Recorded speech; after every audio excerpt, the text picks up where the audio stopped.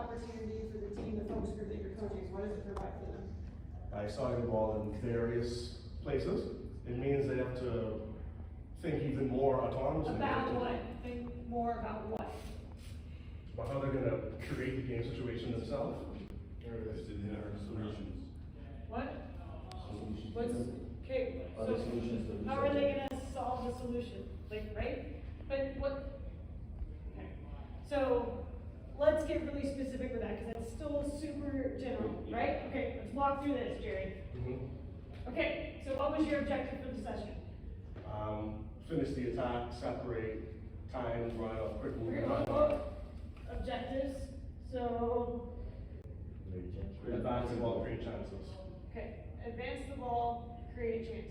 And then how are you doing that? By encouraging players to time their runs or make quick movements to get unmarked. Okay. Timing their runs to get unmarked. Okay, so the timing of, so what dictates the timing of the runs?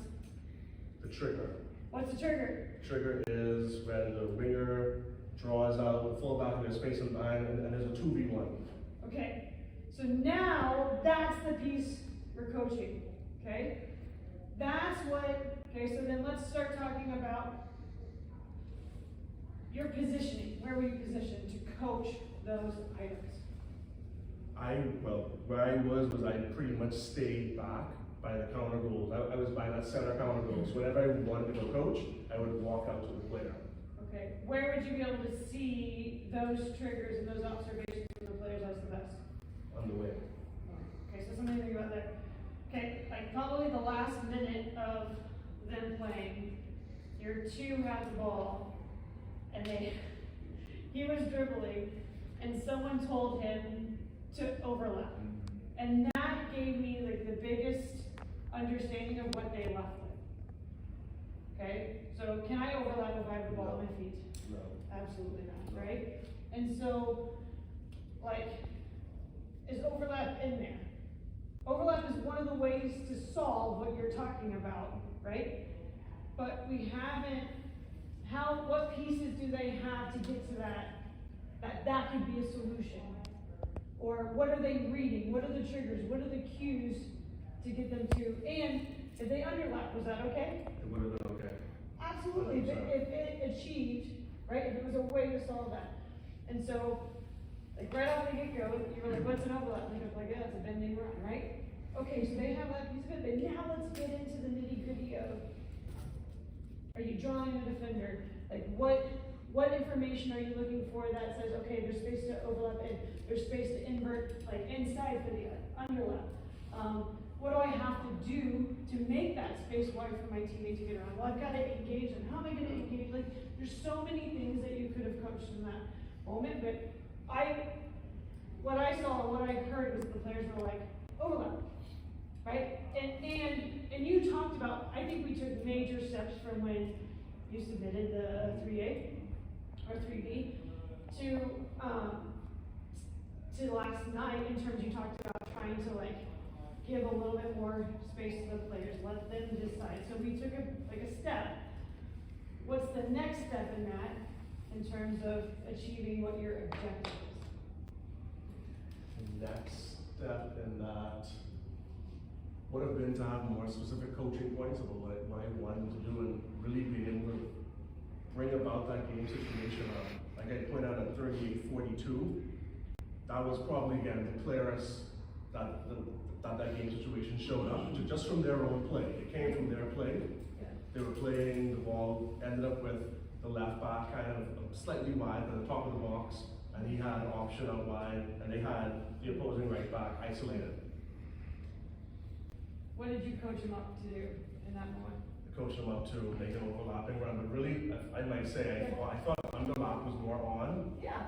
But I was trying to stay specific, and that's what I was thinking at the time. Did he make the decision of his player actions based off your guidance of what to read? Or did he make the decision to overlap because that's what we've been talking about? No, he did not make the decision to overlap, no. Okay. So it was late in the session, again, 30, that's like 2 minutes from the end. Yeah. And so, yeah. So mental fatigue and playing it. I don't know if that's what it was, but Those BSA players. I don't think we're. It's a good thing I don't have some voice. Our voice is better than ours.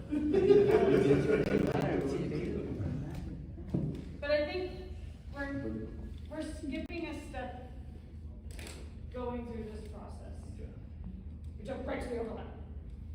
Right?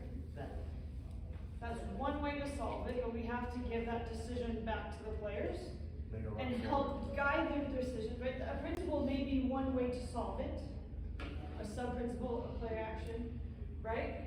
But we have to say, okay, what's the cue? What's the trigger? What are you reading? What are you seeing? Right? Hey, if I didn't drag that player out, maybe that too is inverting and coming inside and supporting this way because at some point, right? Or I have to engage and drive at the player, and now I've made, I guess I can't make space. Now I've exploited space out wide for the two, right? Okay? So, I think those are the pieces, and then in your interactions, like, I see a lot of this with discussions that we think any coaching has to be done in a dead ball, like a natural stoppage, whatever. Like, I think it'd be really effective if the seven's dribbling with the ball and you're saying, like, hey, what do you see? Can you go at them? Right? When you go at this player, what's he doing? What opportunity are you creating? Right? And in their kind of their ear while the play's going on. Right? And now you haven't stopped it, but you've impacted one of your key players who absolutely has to read the cues to execute principles. Yeah. Gender, what I'm hearing is for a cue to make an overlap, if I'm gonna make an overlap, I need to see the space. The thing that I can see from the defensive back, that we're staggered in the back on the 18-yard, they're already starting there. So when you're triggering them to make an overlap, well, they're already there. Right. There's space. And that's the within. discussion we talked about. So that's part of that variability, right? You've taken the opportunity to coach that cue out by stacking them already. And so then, and you did it in your stoppage too, where you're like, don't move until, right? But I would argue that when, as this ball's transferring, part of your decision is what that defender does as this ball moves. If they come tight to you, like you're under pressure and you probably slot this ball back. If they're sitting back, then you drive at them. Okay? If you're already wide and you're not doing anything, then that's the cue for the underline, right? Like, and that's what you're saying. What do you see? Okay, so then what action should I take based off of what's in front of me?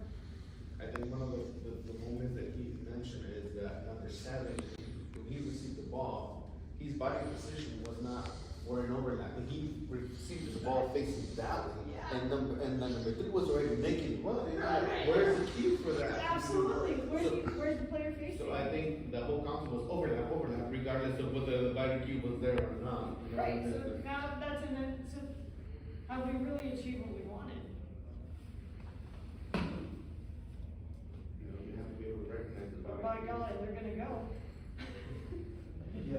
So, hey, this isn't it's a greater discussion of like, and Matt touched on it today, the autonomy of the player. So we have this kind of game idea of how we're gonna solve it, but are we actually presenting the opportunity for them? It's not the action itself, it's like, okay, what am I perceiving to help lead me to that action?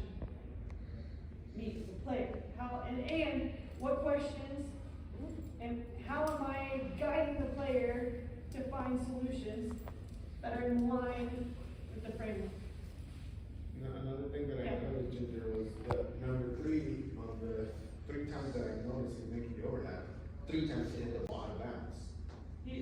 So number 3, when he was making the overlap, the ball was like, but he crossed it out of bounds. It was out of bounds. There was never like, so the example of the 9. So then the question would be why? Why did he cross out of bounds? Was the delivery poor to him? Was the spin of his run not enough where he was able to get his hips around? So that would be, yeah, absolutely. So especially if it's creating chances, if it's not just about getting him behind, if it's about creating those chances, is the pass setting up to create the opportunity? It's a really It good is point. really dependent for a spotting position. Yeah. Are the player actions that lead to that? Last one, and then we gotta, whatever. Yeah. I mean, I think like the normal, like the left back, like posed a lot of challenges because he was extremely smart. Because I was The opposition's left back? Yeah, Oh, he's a smart, yeah, because I coach his, He's a smart something. I coach his, he's a good kid. I like him. I coach his sister, Okay. and she is twice his size and 2 years younger.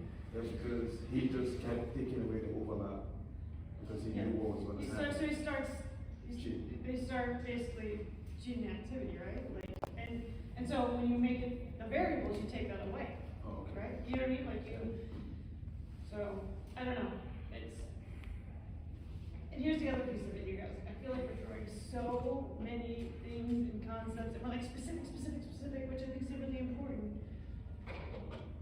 We got so specific, I don't know if it's specific, but we like focused on overlap so much that really, what did they leave with? Are they really gonna be able to solve it? Maybe not after that 40 minutes of legal. I'm not saying maybe I'll do it for you, I'm just, it's a thought process. And the moment that I saw was when the two was dribbling and someone was telling the guy in the ball to overlap.